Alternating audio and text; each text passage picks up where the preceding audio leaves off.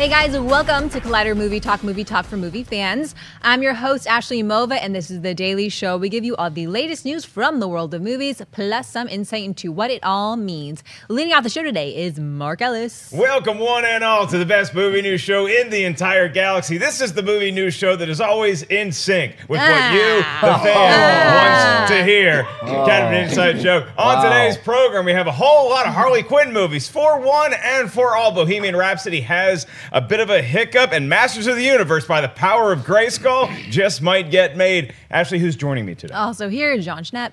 Another reason to love Justin Timberlake. Inside scoops. Where's Christian? Ooh. He's on assignment is the latest word. I wish you guys just give him a call, dude. Don't But make you it know weird. who is here? Mark Reilly. Hi, happy Monday, everyone. That was good. Nice, Schnepp. Very nice little tease there on this fine Monday. That's right. Reports of Christian and I's feud have been greatly exaggerated, but we wish our buddy can get back here soon. He's working on something right now, so he will be back on Movie Talk later on this week. We hope. In the meantime, we have a pretty interesting story to kick off with. What do we got, Ash? In a report from Variety, Quentin Tarantino's still untitled 9th film has finally secured a release date. The movie, set sometime in the late 1960s and having something to do with the Manson murders, will now hit theaters on August 9th, 2019. 50 years to the day the Manson family committed the LaBianca murders and the day after actress Sharon Tate was killed. Sony will distribute the film, which will at this time open head-to-head with Disney's Artemis Fowl, directed by Kenneth Branagh.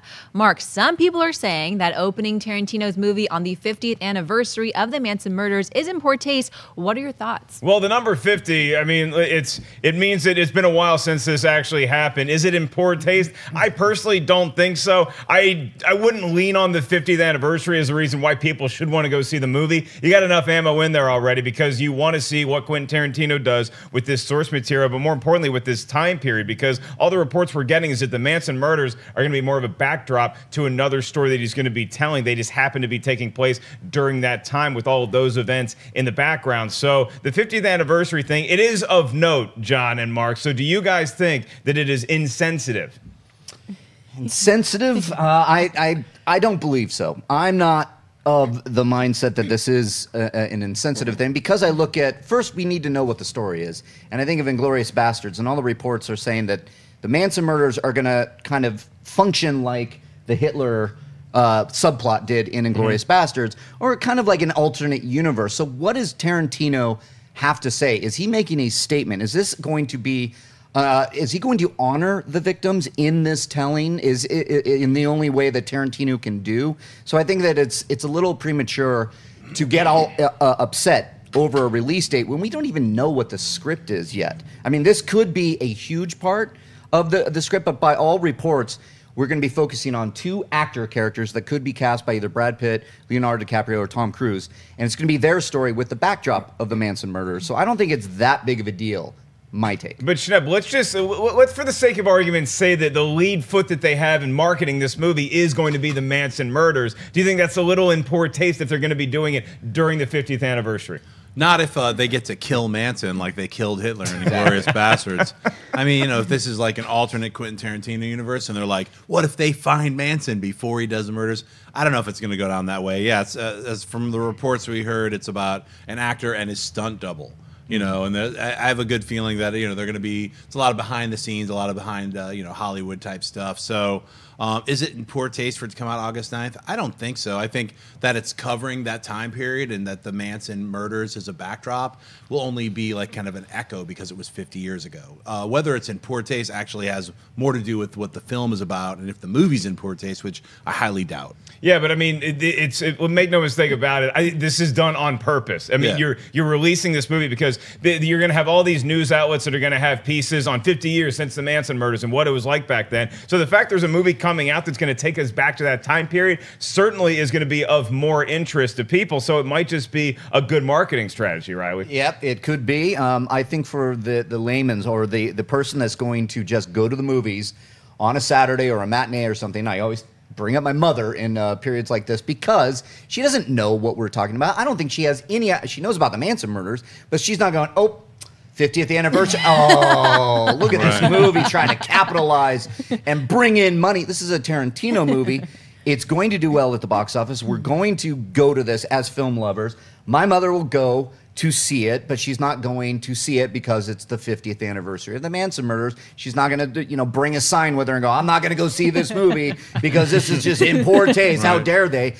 And again, if they are honoring the memory of Sharon Tate, maybe that's something that is a good thing. Yeah, actually, it's something that's kind of always in our consciousness that we're aware of these murders that happen and what some of the details of the story were. But I liken this to if you're just going to turn on Netflix and see what's on. Like that Jim Carrey, Andy Kaufman thing. I had no idea it was coming out, and I saw that, and I got very intrigued by it. So all the Manson things that are going to be swirling around the 50th anniversary are just going to point more arrows towards, hey, there's a movie coming out that takes place in that time period. Do you think it's insensitive? Well, I kind of agree with what Reilly said in the sense of, like, I need to know more of the story before I can decide if it's insensitive or not, especially because when we first heard the story, we thought it was going to really center around Charles Manson, but now then we heard something that it's not going to center around that, but then you're releasing it on the anniversary. It's like, make up your mind, dude. Is this about the murders or not? And I guess I kind of just had to hear more of the story. You could see a trailer, though, and it says 50 years ago. We're like, okay, well, that's a good point. They know when they're releasing it, so we have yet to see what the details of the story are. Quick question. Okay, so I'm going to give you DiCaprio, Brad Pitt, Tom Cruise. Which of those three lead male actors do you most want to see in this movie?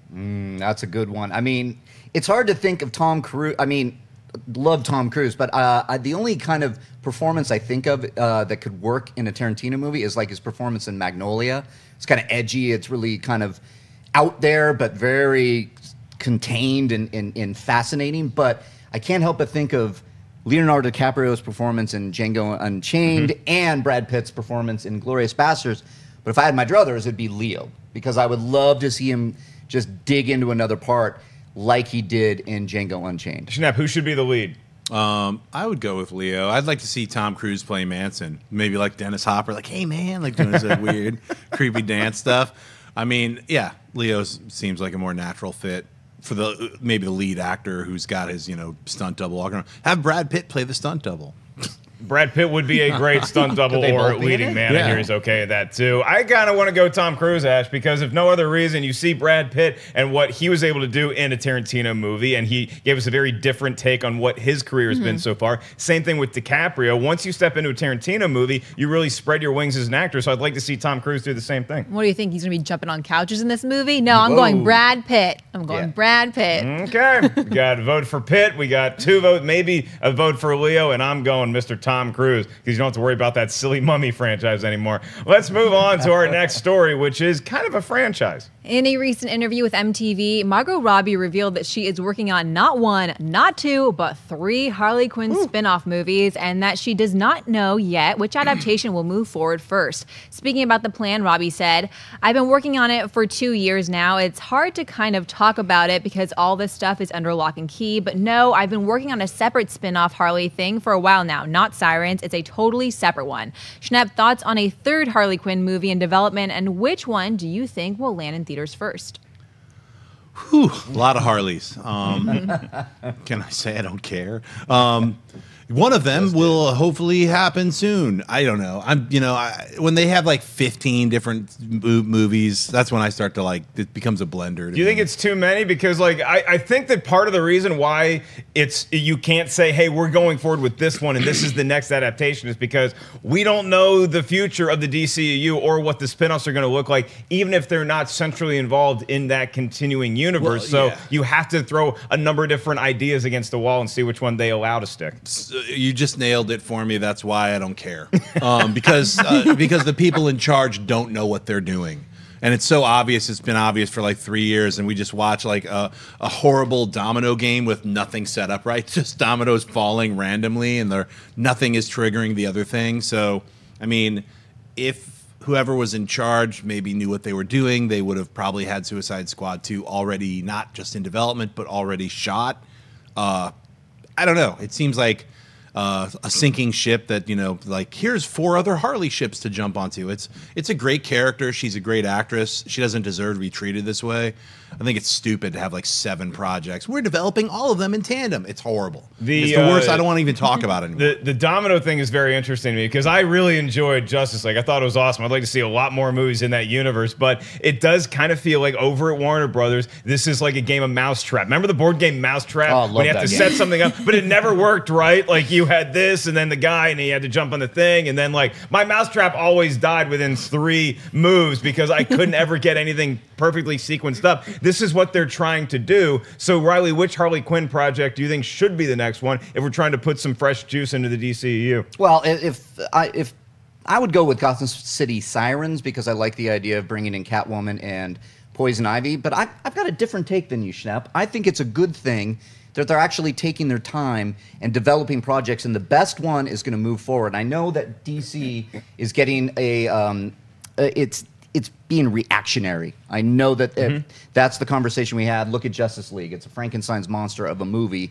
because they were reactionary. They were like, oh no, Zack Snyder and BVS didn't work. Well, Snyder didn't get to finish his vision, and you get a discombobulated movie that doesn't work for me. But this, and especially because Margot Robbie, she sparked to the character, she sparked to the comics, she had something to say. She is heavily involved in the development of these projects, all of them. So if you have good writers on each one, and one of them really stands out, and this one is really, really good, whether that's Joker Harley Quinn, or her standalone, or whatever this one is that she's referencing, or Gotham City Sirens, good.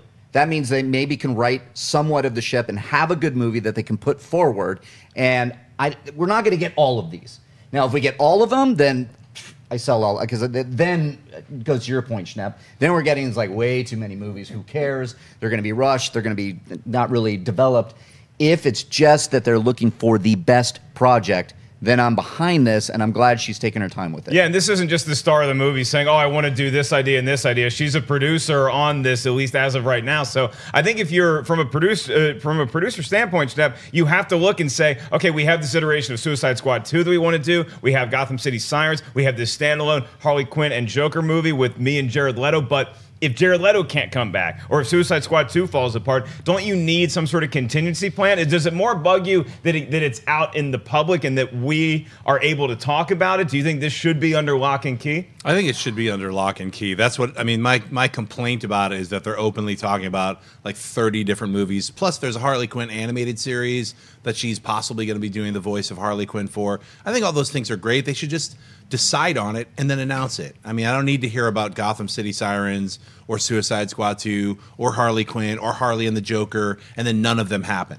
That's not exciting to me. What's more exciting to me is like, oh, they're actually making Gotham City Sirens, and that's going to have Poison Ivy, and they're moving forward with that because they have confidence in it, and they've hired a screenwriter, and they've hired a director. That's all I want to care. That's all I care about, really. I don't care about the weird piecemeal development process of announcing a movie and then it not happening, which is pretty much par for the course right now. And it certainly gets frustrating when you have a studio that has been so reactionary, because sometimes being reactionary is actually a good thing. Sometimes seeing what the public wants and what they don't want, you take that into consideration. But when it's happened so much to middling results in the past few years with WB, you see all these different projects going forward and you just get a little bit fatigued by the whole thing. So Ashley, here's what I will say about Suicide Squad, though, is that the movie wasn't great, although it did win a couple Oscars, but you see characters in there like the Joker and Harley Quinn and Deadshot, and you're like, I want a Killer Croc movie. I want to see a lot of these characters be able to have more of their background and their future explored. So Suicide Squad 2 just got a shot in the arm because Gavin O'Connor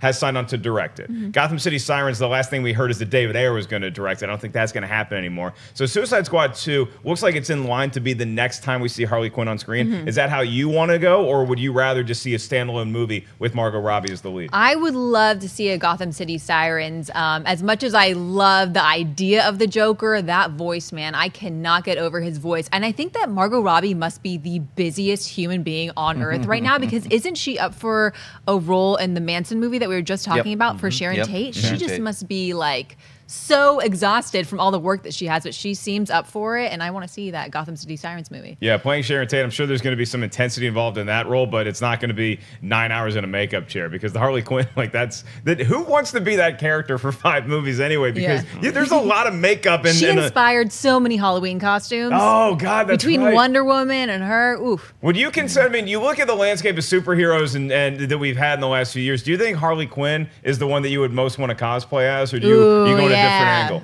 Maybe next year. Maybe next year for Halloween. All right. Well, I am in the gym working on my Aquaman body, so we'll see if that happens by Halloween. I wouldn't bet on it. We're going to move on to what is in theaters this past weekend, a little thing we call the box office report, the BO report for sure. Oh my gosh. It's Monday and time for the BO report. Coco took the #1 spot at the box office for the second weekend in a row, taking in an estimated $26.1 million and bringing the film's domestic total to $108.7 million after just 12 days in release. Justice League took the #2 spot, pulling in an estimated $16.5 million as its domestic total now stands just above $197 million. Wonder took the #3 spot with an estimated $12.5 million, pushing the film's domestic total to over $88 million.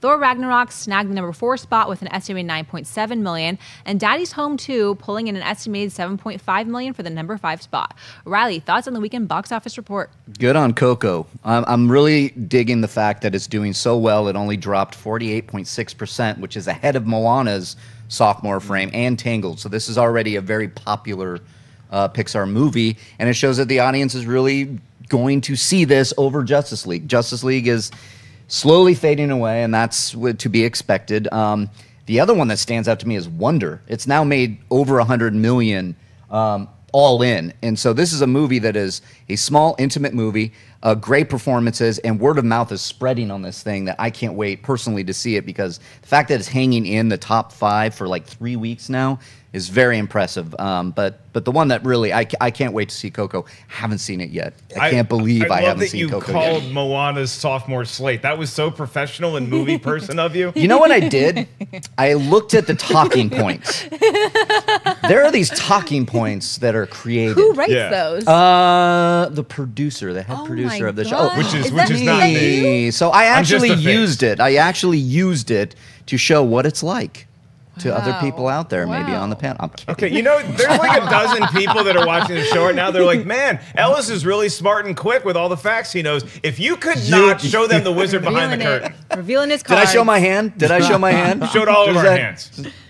This whole show is a sham. It's from that guy's mind. Nope. Damn it. Nope. All right, Jon Schnepp. I don't have any thoughts of my own. I'm waiting for Reilly's teleprompter for me, my lines to. There it is. What am I saying? Thor Ragnarok is there. Oh, there we go. Daddy's Home is the.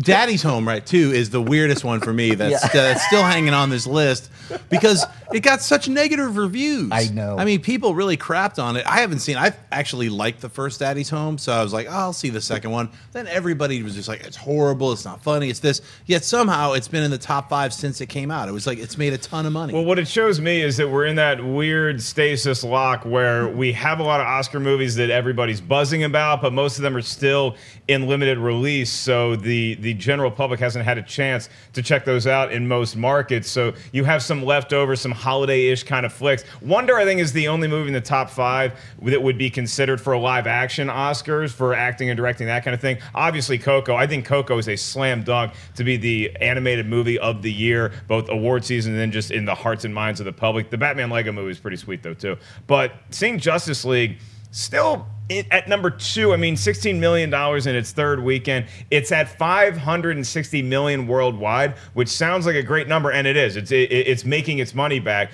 But when you compare that to Thor Ragnarok, which has been in release for 2 more weeks, that's at like $816 million worldwide. So Justice League, it's making some money now, but it's not what Warner Brothers hoped it would be, both internationally or in worldwide markets. So I think you look at this weekend, though, and you start to say, was Justice League's release actually a smart move by Warner Brothers? Because you don't have a new superhero movie coming for a while. You have Star Wars coming out in a couple weeks because you had Justice League, and then you had nothing but Oscar flicks and a movie that's more aimed towards children with Coco. So I actually think Justice League probably landed the best possible spot. How do you feel about that? Well, I was going to say, if it came out in January, those executives wouldn't have gotten their Christmas bonuses. So they really had to make sure that it was rushed and came out when they said it was going to. Okay, you want to make sure. Pile on. I just want to, you brought it up. It's like, I would have much rather seen it released in January or February and let everyone have more time. Yeah,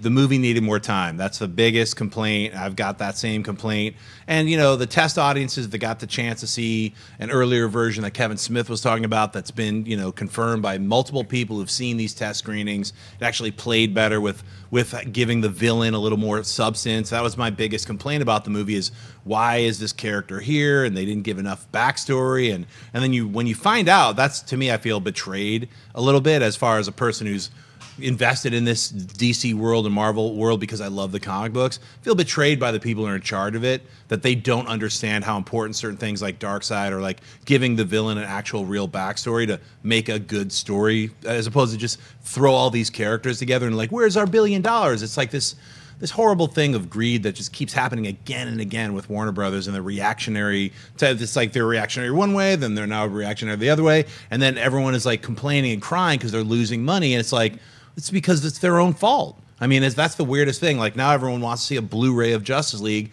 If you just released the movie that you had without being overly reactionary and like demanding a 2-hour cut, I don't know. I can go on for hours. Hey, tune into Heroes later and you'll find out more. But anyway, the good thing about seeing Coco now is that stupid Olaf, thing that a lot of people finally got rid of. They got rid of it. Like, I didn't see it with the Olaf thing. So when people started talking, there's this dumb Frozen thing that's like 20 minutes. I was like, I don't know what you're talking about, because I saw an early screening, didn't have the dumb Olaf thing on it. Now you can see it. It's not on there. Okay, why is Olaf? I loved Olaf. No, the Olaf thing honestly was annoying. I mean, I love Frozen, but it was just a little too freaking long. I almost forgot what movie I was going to go see. Wow. My niece just started getting fidgety, and my sister had to take her out. The musical she was just like, aspect of it? I don't care. This is boring. I don't like this. Yeah. And she had to take her out. They got a soda. They went to potty break, did all that kind of stuff, and then popped their head back in and went, this thing is still on. Yeah. When is Coco coming on? I paid for Coco, not Frozen 1.5. Exactly. I'll tell you this about opening acts, kids. In 1993, I had the pleasure of my older sister taking me to Hampton Coliseum to see one of the great rock bands of all time, Aerosmith. One of the best things about the show, they had a good opener called Four Non-Blondes. They had a couple big hits. Right. But here's the best part about when Four Non-Blondes opened for Aerosmith. They played 4 songs. Count them.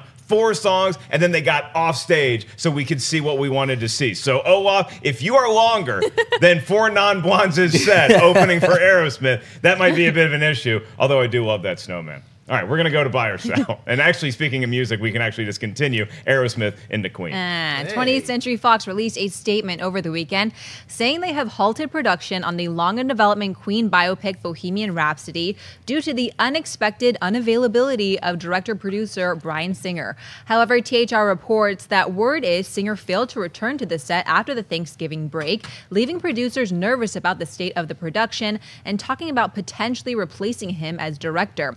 The film stars Mr. Robot's Rami Malek as the legendary frontman Freddie Mercury and is set to cover the year leading up to Queen's iconic appearance at the Live Aid in 1985.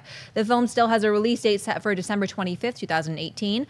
Mark, buy or sell Bohemian Rhapsody resuming production with Bryan Singer, or will they need to find another director? I think they're going to need to find another director, Ashley, because this thing stinks, and not just in a stinks where it's like, oh man, I want to see this movie, I want to see Bryan Singer completed. This stinks like there's more to this story than what we're hearing right now, because you always hear whispers in Hollywood about certain people and what their future is going to be, what they have done in the past. When is that going to come out? Bryan Singer's name, for better or for worse, has always been near the top of that list. So if he is taking time off for personal reasons, I wish him and his family the best if that's what's going on, and then they come back after the holidays and everything is great. I just don't see that being the case. I mean, look, I'm not the most informed guy in Hollywood, and so if I hear whispers, there's probably fire if you see enough smoke. That's what I'm getting right now with this Queen movie, which is very unfortunate because I'm very excited to see Bohemian Rhapsody. I think Rami Malek, he was an interesting choice when we first heard him cast, and then we see that picture of him, that still image, and it's like, oh my God, this guy could be Freddie Mercury on stage. So it's disappointing in a number of different veins, but I think that there's a lot more to this story than just a director needing some time to take care of whatever personal reasons he has. And it's only because this is the clout of Bryan Singer and he's made all these great X-Men movies and other flicks in his career that we're still talking about him possibly coming back to the production. Because if this is any other director and who's newer or doesn't have the experience or the name of a Bryan Singer, this person has already been canned. If you're not showing up to set, if you're doing the kind of behavior that we've seen from Bryan Singer on this set recently, according to these reports, this person's already been axed and we have a new director in place. Reilly, how do you feel? Yeah, I think if you Google Bryan Singer's name, you're going to find out a lot of what's going on and the whispers that are happening. There are articles out there. So when I saw this news, I went, yep, here it is. So when does the other shoe drop? Because THR came out after this BBC report and say, okay, he's done this. Also, he's done this before, which is fascinating to me. He didn't show up for X-Men, Apocalypse, and Superman Returns for whatever reason. So I can only assume it was... But unexpected health matters is a very vague way to say this. So there is going to be another shoe that drops. I think there's going to be another director that's going to brought on. And I hope so, because there are a lot of good people working on this thing. This is a labor of love for not only Singer, but GK Films, I know, is behind this. So there's some people that I know over there. Executive producer Dennis O'Sullivan, who's been working on this thing for many, many years, going on 10 years now. So for Singer to just drop off, not show up to set for whatever reason, is not fair to the crew. It's not fair to people that worked behind and in front of the camera, including Rami Malek, who is disappearing in the role from everything I've seen. So get a new director. It's time. We know what's coming, and I think the other shoe is going to drop. We're going to hear probably something this week. Ashley, congratulations. I'm now making you a producer on this Bohemian Rhapsody movie. Oh, hey. Thank you so much. No. You've earned it. Now, let me ask you this. Now that you are the head producer on this movie, do you welcome back Bryan Singer after his sabbatical? Or is this the day when Mova walks in and says, damn it, we're hiring somebody new and we're hiring them today? Goodbye, sir. I just imagine him like with a turkey leg in front of a TV like Al Bundy and just like itching his crotch and eating the turkey leg, not returning after Thanksgiving. Who does this? Aren't there contracts involved? How can you not just show up to work? This is reminding me of like Ben Affleck saying like, oh, I want to segue out. Like if you don't want to be here, goodbye, because there are so many people that want to be in your position. And it's the name brand value, whether it's Affleck or it's Bryan Singer or anybody else who has that clout where you can actually, sometimes working really hard in your career for a long time is nice when it gives you the ability to step away and go on vacation somewhere. But Schnepp, this does not appear to be the case with Bryan Singer. This seems like there's a lot more coming, and that whatever his history in making hit movies has been, it might be his behavior is now about to trump that.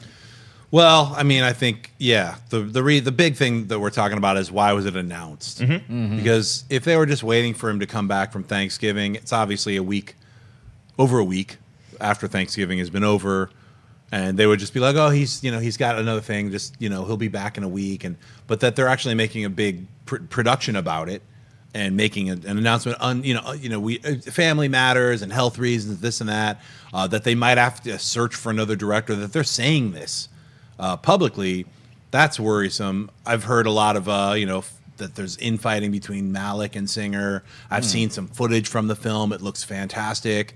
It's hard to tell. I don't know how many days are left in the shoot, so I don't really know if they're like, oh, we only have 10 days left, and we just need some other person to take over principal photography, and Bryan Singer will still be listed as director, or is this something of more of a publicity way to be like, we're halting production, which is, they just said they're halting production. Yeah. So it's way bigger.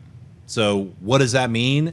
Whether or not something is going to hit the press this week or next week, it doesn't bode well, unfortunately, for what the production of this Queen biopic is whatever it is or whatever it was is going to probably change drastically. Right, and even though we do a daily movie news show where we're talking about a lot of the actual news or some rumors, you never want to get into too much of a speculatory mode with something like this as crucial to somebody's life and maybe to a lot of lives that this story could be. But at the same time, we live in a very interesting day and age, kids, and there's always another train coming for somebody. And Bryan Singer, some of the tea leaves that we're reading right now lines up to where he might be that person, regardless of what they want him to be on this new project. I think it might be time for them to look for a new director to continue bringing Bohemian Rhapsody into shore, because I really want to see that movie. Is Ron Howard, is he done working on Han Solo? Almost. Yeah, almost done. Just bring in Ron Howard. Okay.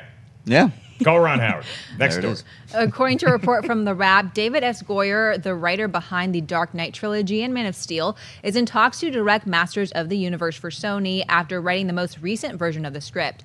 The long-developed adaptation of the He-Man toy line has seen Kung Fu Panda director John Stevenson, G.I. Joe Retaliation filmmaker John M. Chu, and most recent Terminator Salvation's Mick G all at the helm at various stages in development before Goyer's name was revealed this past Friday. The movie is currently set for a release on December 18, 2019.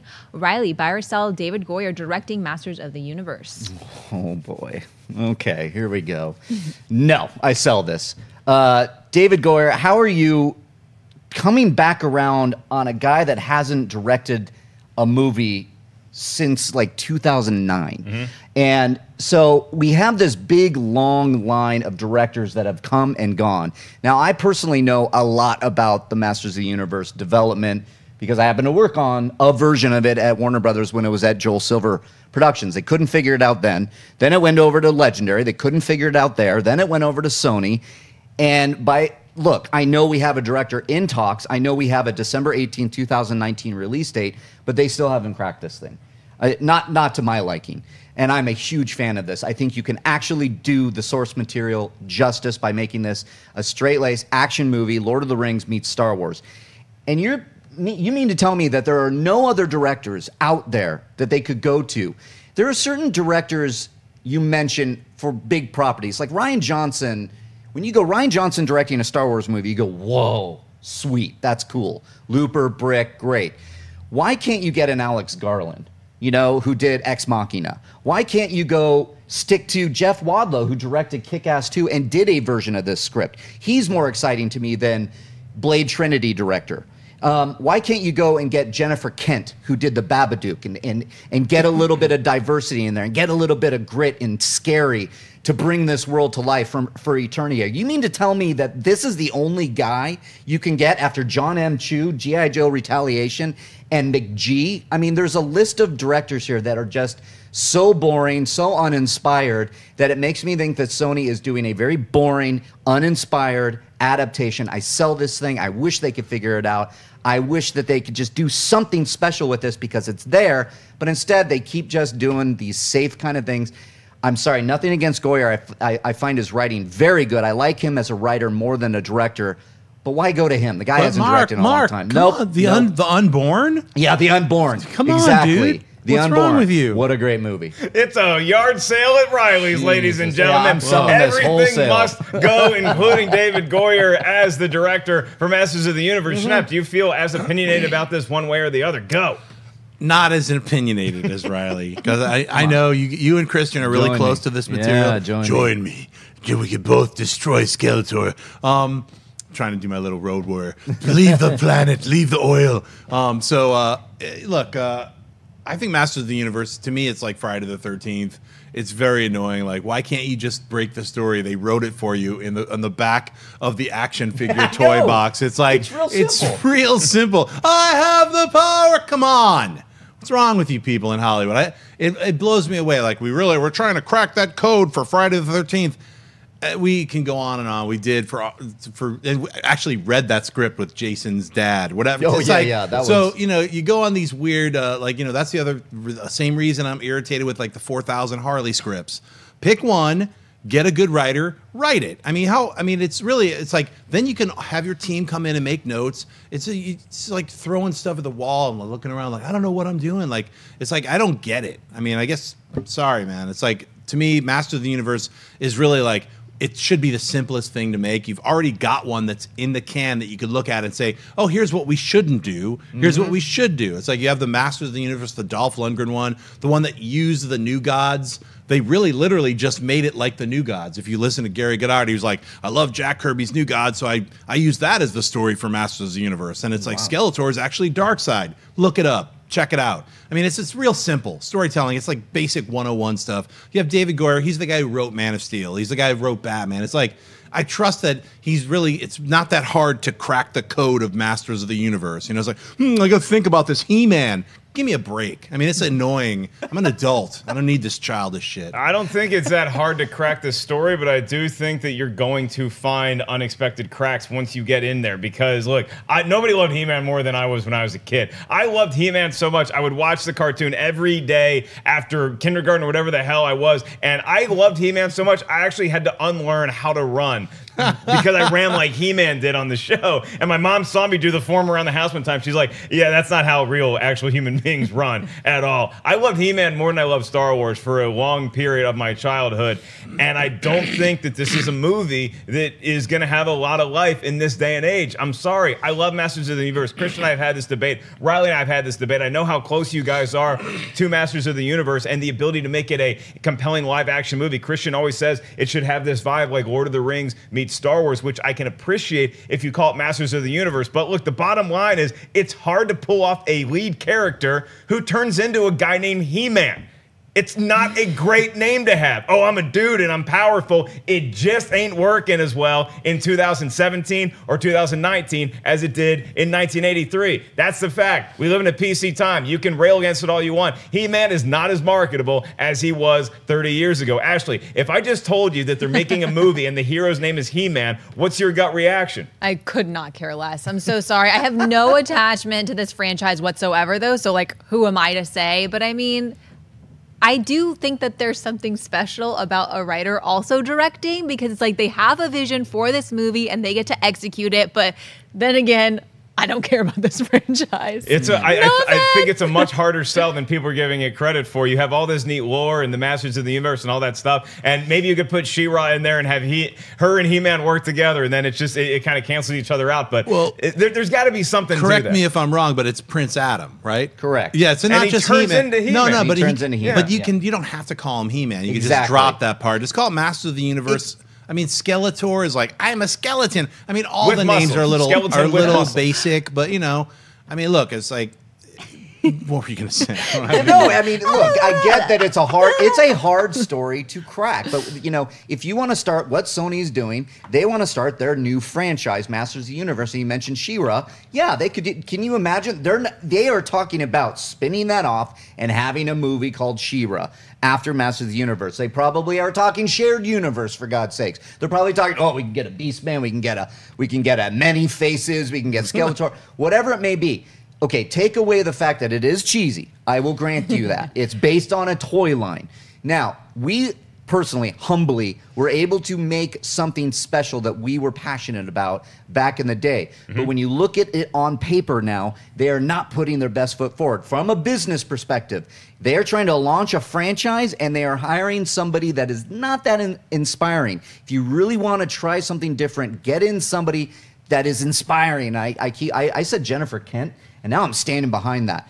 The woman that directed The Babadook has something special to offer. If you go out and you find a director that is different and inspired, you might have your best foot forward and you could have a franchise. But right now, you're being safe. Reilly, what if, I don't know this, I'm just going to speculate. What if Goyer's like, I grew up playing with He-Man. It was my favorite. It was like a Mark Ellis type situation. I ran all weird like He-Man, and now's my chance to tell the story that I've always wanted to. Screw Blade and the Unborn, all the Man of Steel. He-Man is the thing. I want to do Masters of the Universe, and now's my chance. What if that is where, like, we don't know. We haven't heard. We don't know. Haven't heard anything out of Goyer's mouth. So if that's the case, then Goyer needs to respond to my tweets, because I've been asking him, and I would like to know if he's passionate about this. David Goyer, respond to Mark Reilly's tweet. Stop hiding on Twitter. If he is passionate about it, if he's like, my God, this was my Star Wars growing up, then I'd be like, okay, great.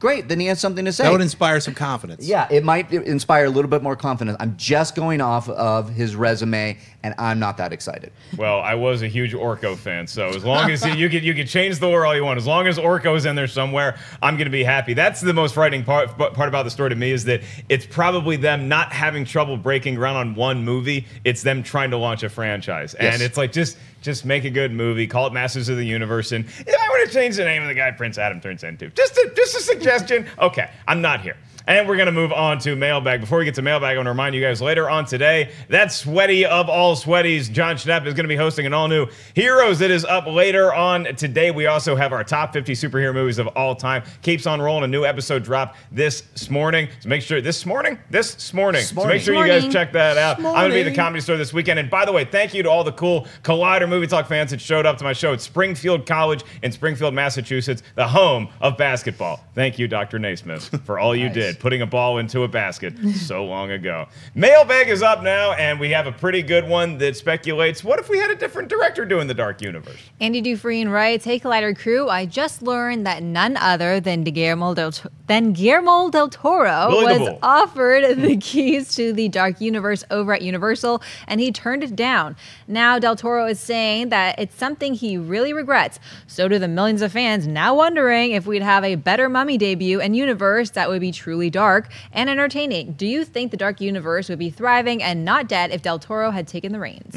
I love Del Toro, and The Shape of Water is one of my favorite movies of the year, but I'm kind of glad that he didn't get himself into this situation, because it does seem like this was a lot more than just a director and what their vision was. It just seemed like a studio trying to manufacture a shared universe of monsters, which could be really cool, but the thing we know about Guillermo del Toro is that he's got a very vivid imagination. He's great at horror concepts, but he also wants to put a lot of production costs into his movies. So if you sunk a whole lot of money into making the Dark Universe, like they already did with The Mummy, and you still had studio heads saying, we need an action-adventure vibe, we need this, we need big stars, we need all these things in addition to just telling a scary horror story, I think that might have sunk him even deeper than he already is. If you come to big budget movies and you say that Pacific Rim cost too much money, that he had this concept for Hellboy, but his Hellboy 3 was going to cost a gazillion amount of dollars. I love what he's doing right now with The Shape of Water and things like that. I want to see Del Toro on more projects. I just think that for the Dark Universe, it wouldn't have been the right fit at the right time, Schnepp. Well, wasn't this 2007 when they approached him? I think initially, yeah, but then they had ongoing talks. But this is before the Marvel universe ever existed. So this is before a shared universe was a demand upon anybody. I think that they were saying, look, we love your take on our classic monsters. We would love you to take control of the universal monsters, Dracula, Frankenstein, Wolfman, Mummy. I see his regret, because he could have actually shepherded all of those films with the love and care that they needed to have. We wouldn't have gotten a Dracula twice baked. We would have gotten the action Mummy, whatever the hell. I mean, we would have gotten a real cool reinterpretation of those classic horror films. And like, if you haven't seen those originals, do yourself a favor, watch them. There's a reason that those are still around and people still love those original films. I think Guillermo del Toro is one of those creators who would have been able to shepherd and take all of those together and not make some dumb action, Wolfman and Mummy running together, some stupid thing. He would have made something that made sense, and they could have probably done 1, 2, 3, 4, and then brought all of the monsters together in some big serious film. I'm with him with the regret of seeing that he didn't make it, but we wouldn't have got all the other films that he did make. So in the same sense, I'm glad he didn't. But those are the positives. Don't you think that he comes in, and even if he's just shepherding productions and kind of helping nurture younger directors make the right kind of horror movie, it would have cost them a lot of money, and it's a huge risk to undertake? All of them would have been better than the garbage Wolfman movie that we got. I mean, sorry, all the films that we've gotten from Universal Monsters have sucked. And I think Guillermo del Toro would have, even if he wasn't directing them, he would have been able to push them off on the right foot. I don't think it would have been like $100 million every single film. Well, he wasn't at that point in 2007. So I feel like that would have been the right thing for him to do if he did do that. So if they splinter off into another universe and Guillermo did that, we would have had those kind of cool films that we didn't get. So I hear him when he says he regrets not doing that. All these other movies he doesn't regret not doing, but that was that chance to go back to things that he loved and kind of course correct where we are right now. Yeah, Reilly, I don't think it's much of a debate to argue that we would have been better off as far as horror movie lovers if Del Toro was doing the Dark Universe. But do you think it would have made fiscal sense for the studio to give him that amount of money that he would have commanded? I mean, I don't know if it makes sense. I mean, you could look at Crimson Peak as an entry into the Dark Universe, if you will, but that didn't really land for me. So is that the sensibility he'd bring to it? It really depends on how much is Universal sticking their hands in this franchise. We know that The Mummy didn't go well because there was a lot of cooks in the kitchen, and we got a different weird-looking monster movie that was action, funny, and very little scares. So if they were to give Guillermo del Toro the keys to the castle and he did it his way and then hired directors, I think it would have been a success. But you look at you bring up The Wolfman, that even had its problems. Mark Romanek was supposed to direct that movie and then walked because of creative differences, and Joe Johnston came in. So I'm noticing a trend here. Every movie that they go for, there's a lot of problems behind the scenes, and I think that has a lot to do with Universal trying to get a shared universe going. So if Guillermo del Toro had no problems and could just do what he wanted to do, like they did with a lot of like Kevin Feige, and they give the keys to like Taika Waititi, do your Thor movie. If that was Guillermo del Toro, I think we'd have had a more successful and better Dark Universe. Yeah, if you put all the money in the world aside and you just like give me a Viewmaster into what is in Del Toro's mind for a Dark Universe, I think that's probably an exciting franchise. Okay, well, while we were busy debating that, Ashley was hard at work, not only being the executive producer of all the movies that we gave her the lead key on, also looking up one good live Twitter question, because we love hearing from you guys on Twitter. You can tweet us anytime at Collider Video. We're going to do one today, and then I'm hungry. You know, I wish there was a way to sneak you guys these questions before I ask them, because I feel like this one's going to take some thought. That's why I like not knowing ahead of time. You got to be on your toes. All right, Chris writes, with The Disaster Artist out, what is your favorite movie about movies? Ooh, my favorite movie about movies. There's a lot of ones to choose from, and a lot of people are comparing The Disaster Artist to Ed Wood, which was Johnny Depp as Ed Wood, directed by Tim Burton. I think that's the one that stands out to me as far as the making of a movie. But there's the one that's the Christopher Guest movie that, for whatever reason, the name always escapes me, where they're making the movie. No, Home. They're making the movie Home for Porn. For Your Consideration. For Your Consideration. It's a Christopher Guest one. It is so damn funny. I mean, all those Christopher Guest movies just knock me on my ass laughing, but that one in particular, because you're around Hollywood and you see how a lot of things work. Not just making a movie, but also getting Oscar buzz before the movie's even done. It's a good one, kids. For me, it's Barton Fink. That's one of my favorite Coen Brothers films, and also Ed Wood. Those two films are a great double feature. I'd go The Player. I know it's not necessarily about a movie. It's about the movie business and the making of a movie, and that's a great one. I'd check out The Player. Okay, Ashley, do you have any off the top of your head? Yeah, it's a little bit of a stretch, but I'm going to go with The Blair Witch Project, because when I watched it when I was younger, it was the only movie that legitimately scared me, and I thought it was real for the longest time. So even better than the movie was the mockumentary that came out on Sci-Fi Channel 3. Before they were doing Sharks and Tornadoes, Sci-Fi Channel did this, but they never said it wasn't real. And so I believed, as somebody who had a bunch of woods in Virginia backing up to, is that like, oh my God, the Black Hills are just beyond that. Is that where the Blair Witch lives? I'm also going to throw Be Kind Rewind in there. It's a movie that came out, smaller movie. Yeah. It's got Jack Black in it. It came out about 5 years ago, where these guys, they just work at this old video store, but they start remaking the classics, and then that's what people start renting. So they remake Ghostbusters, and you can rent Ghostbusters, all these movies. It's really, really funny. It's a cute story. Check out Be Kind Rewind. Here's two more. They're a little more esoteric. David Cronenberg's Maps to the Stars.